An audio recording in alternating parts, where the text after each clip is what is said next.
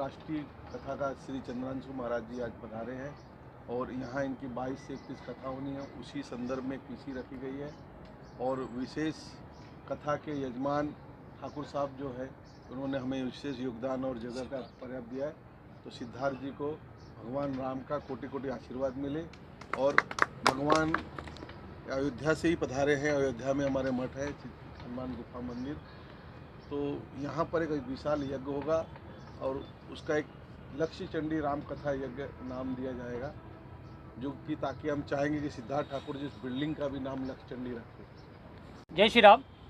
मेरा नाम निरंजन पाल।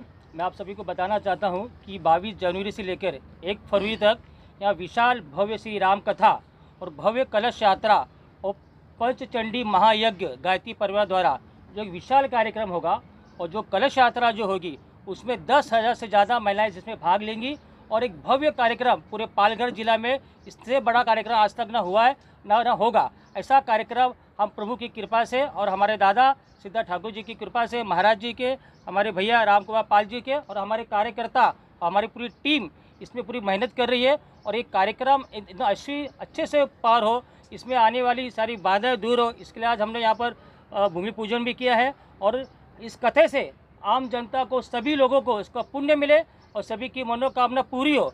ऐसे हम प्रभु के चरणों में प्रार्थना करते हैं कि इस कथा से जो कथा सुनने आएंगे और जो घर पे बैठ के सुनेंगे, इसके पूरा लाइव होगा कथे का और सभी को इसका पुण्य मिले, सभी की मनोकामना पूरी हो और सभी के कष्ट संकट इस कथे से दूर हो।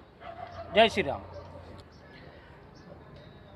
हमारे साथ में संरक्षक हैं कार्यक्रम के, हमारे बड़े भैया श्री राम कुमार पाल जी हैं। इस जगह के जो मालिक हैं वो सिद्धार्थ जी साथ में हैं। कार्यक्रम के संयोजक निरंजन पाल जी आपके साथ में हैं, जिनको आप लोग सुन ही रहे थे। मुझको लगता है कि अपने आप में 22 जनवरी एक ऐतिहासिक दिन है। जैसे भगवान राम के प्रागट्योत्सव का दिन रामनवमी है, बरसों से जिस तरह से हम लोग मनाते आ रहे हैं, वैसे ही 22 जनवरी भी है, क्योंकि भगवान राम का 14 वर्ष का वनवास और उसमें जितनी विघ्न थी, समुद्र पर सेतु बनाने तक को लेकर के, रावण को मार करके रावण दहन तक, फिर रामराज की परिकल्पना को, लगभग इस कलयुग में 550 वर्षों तक भगवान राम के मंदिर तोड़ने के बाद में भी, और मुझको लगता है सांस्कृतिक लड़ाई की सबसे बड़ी जीत के रूप में राम मंदिर हम लोगों के सामने है। और 22 जनवरी भगवान के प्राण प्रतिष्ठा का दिन है। जिस दिन भगवान प्राण प्रतिष्ठित हुए थे राम मंदिर पर, उसी दिन से यहाँ राम कथा की गंगा प्रवाहित होना है। मुझको इसलिए भी खुशी हो रही कि इस पावन भूमि का संबंध शिवाजी महाराज से है, जिनका योगदान राष्ट्र हित में, समाज हित में हम सभी को पता छुपा नहीं है। ये भूमि बाला साहब ठाकरे जी की भूमि है, जिन्होंने राम मंदिर के लिए कहा था कि मेरे शिव सैनिकों ने बाबरी ढांचा को तोड़ा है और हमको किसी प्रकार की कोई चिंता नहीं, हमको गर्व है इस बात पर।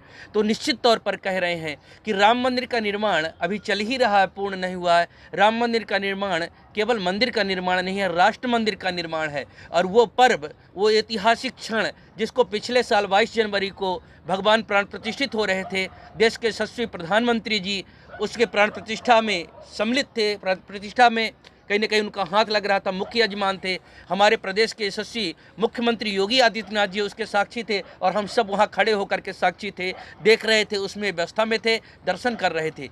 और उसी समय वार्षिकोत्सव जब चल रहा भगवान राम का प्राण प्रतिष्ठा का, उसमें ये राम कथा का शुभारंभ हो रहा है। तो जो मेरी मूलभूत अवधारणा है, सर्वे भवन्तु सुखिनः सर्वे सन्तु निरामया सर्वे भद्राणि पश्यन्तु मा कश्चित् दुर्भाग् भवेत्। हम सब सुखी, सबको सुखी करना चाहते हैं, सबको निरोगी बनाना चाहते हैं, हम सभी का कल्याण करना चाहते हैं। और हमारा जो सूत्र है वो वसुधैव कुटुम्बकम, पूरे पृथ्वी को ही अपना कुटुंब परिवार मानते हैं। तो सर्व कल्याण, सर्वजन हिताय, सर्वजन सुखाय की भावना को लेकर के ये राम कथा की गंगा प्रवाहित होगी।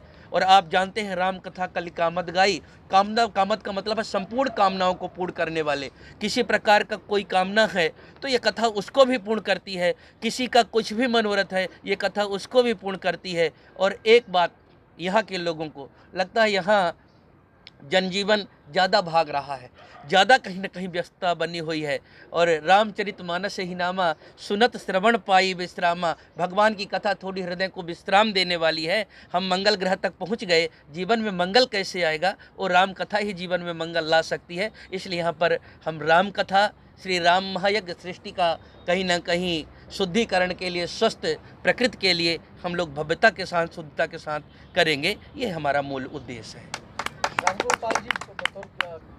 सर्वप्रथम मैं अभिनंदन देना चाहता हूँ और शुक्रिया कहना चाहता हूँ राजकुमार जी, गुरु जी, निरंजन। ये एक परिवार जैसे हम विरार वसई नोला सुपारा, ये गांव का नाम पहले सुरपारक था, सुरपुर ऐसा करके हमारे गांव को जाना जाता था। बहुत प्राचीन देश है, देश का भाग है ये। चंद्रगुप्त मौर्य डायनेस्टी से ये चालू आते हुआ है। देवों की भूमि का बोला गया है हमारे परिसर को। इधर भद्राचार्य जी, राम भद्राचार्य जी आए, अभी गुरु जी आए। ये बहुत पावन अवसर है कि हमें भी इस चीज़ का कोई छोटा सा भाग, कुछ योगदान दे पा रहे। अच्छा फील होता है। सब लोगों को मैं आग्रह करूंगा कि इसकी संधि ली जाए और जैसे इन्होंने बोला अपनी लाइफ में ठहराव लाए, शांति लाए, ऐसे ही मनोकामना करता हूँ। Thank you. पर्टिकुलरली हम आज जनता के बीच में जाके जो प्रसार और आज जो लाइफस्टाइल जी रहे हैं लोग, और उसमें से जो ठहराव ये कथा लाती है, ये सब को आज कोई ना कोई सामाजिक काम, कोई धार्मिक काम, ये सब से हमारा परिवार हमेशा जुड़ा हुआ है ये। और अच्छा लगता है कि मैं उसका छोटा सा जो भी पात्र प्ले कर सकता हूँ कर पा रहा हूँ। धन्यवाद। मैं आपको बताना चाहता हूँ कि 22 जनवरी जो सबसे पावन दिन है, जिस प्रभु श्री राम मंदिर का प्राण प्रतिष्ठान हुई थी, वो दिन हम किसी ने भूलना नहीं चाहिए। वो दिन हर हिंदुत्ववादी, हर देश के नागरिक को याद होनी चाहिए। इसलिए हमने हर बार 22 तारीख को ही चुना है। हम जब भी कथा करेंगे 22 जनवरी को ही करेंगे और हमेशा याद दिलाएंगे कि वो जो मंदिर हमको, जो श्री राम जी का मंदिर इतनी आसानी से नहीं मिला है, ना बना है, उसके लिए हमारे कितने कारसेवकों ने अपनी जान की बलिदान दिए। तो उनको भी जागाना, उनके परिवार को लाना, उनके परिवार को मिलना, उनको शुभेच्छा देना और उनका भी सम्मान करना, और जो शहीद हो गए उनके लिए श्रद्धांजलि करना। ऐसा करके एक पूरा भक्ति में वो कार्यक्रम रहेगा। जो कलश यात्रा हमारी रहेगी, जिसमें 10,000 से ज़्यादा महिलाएं पुरुष रहेंगे, जिसमें हर चीज़ की व्यवस्था रहेगी। और साथ में उसके बाद यहाँ पर संगीतमय भजन का कार्यक्रम होगा, जिसमें बड़े बड़े सिंगर को बुलाए जाएंगे, एक्टर वगैरह को बुलाए जाएंगे। और इसके बाद 10,000 लोगों का विशाल भंडारा, यहाँ प्रतिदिन भंडारा होगा। पर जब तक कथा 22 जनवरी से लेके 1 फरवरी तक प्रतिदिन भंडारा है। और इसके बाद आपको सभी को पता है कि भगवान यज्ञ से प्रकट हुए, इसलिए यहाँ पंचकुंडी महायज्ञ रखा गया है कि यज्ञ में आके सभी ने उसमें आहुति डाले और अपने जीवन को धन्य करे। कि सबसे बड़ा यज्ञ करना सबसे बड़ा पुण्य का काम है, क्योंकि प्रभु श्री राम जी ने भी यज्ञ किए थे, अश्वमेध महायज्ञ। तो हम भी एक छोटा सा भी यज्ञ पंचकुंडी कर रहे हैं और सभी की कृपा रही तो एक बार हम भी जो प्रभु श्री राम जी ने जो यज्ञ किए थे अश्वमेध महायज्ञ, वो भी हम कर पाए, ऐसे प्रभु से हम प्रार्थना करते हैं। आज के समय में ही तो ज़रूरत है, क्योंकि हम सहिष्णु हैं। हम 3 दिनों तक ताकत होने के बाद भी समुद्र के किनारे बैठ कर के प्रतीक्षा कर लेते हैं कि समुद्र प्रेम से मार्ग दे देता है तो बाण संधान नहीं करेंगे। और उसका कहीं ना कहीं हमारी सरलता को, विनम्रता को कायर समझ लिया गया और इसीलिए हम लोग लगातार प्रतीक्षारत रहे। 76 वर्षों तक हम राम जन्मभूमि के लिए कोर्ट में खड़े रहे। ज्ञानवापी काशी के लिए हम खून खराबा नहीं कर रहे हैं।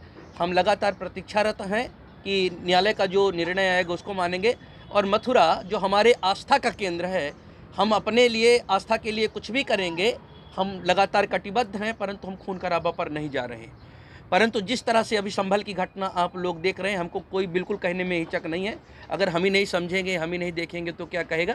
तो राम का जो चरित्र है ना, वो राम का मतलब ही होता है, राम माने राष्ट्र, माँ माने मंगल, संपूर्ण राष्ट्र के हित को सन्निहित करना। रामो राष्ट्रस्य सर्वस्वम, रामो राष्ट्रस्य दैवतम, रामो राष्ट्र पिता प्रोक्ता, रामो राष्ट्रस्य मंगलम। राम ही राष्ट्र का मंगल हैं और राम ही राष्ट्र पुरुष हैं, भारत की आत्मा है। तो निश्चित तौर पर उन्होंने सनातन संस्कृति के लिए, देश के लिए, राष्ट्र के लिए जो विवेकानंद जी ने किया है, जो मर्यादा पुरुषोत्तम भगवान राम ने किया है, जो अन्य महापुरुषों ने किया है, हमारे सेनानियों ने किया है, हम सबका कर्तव्य है, करते हैं और करते रहेंगे लगातार।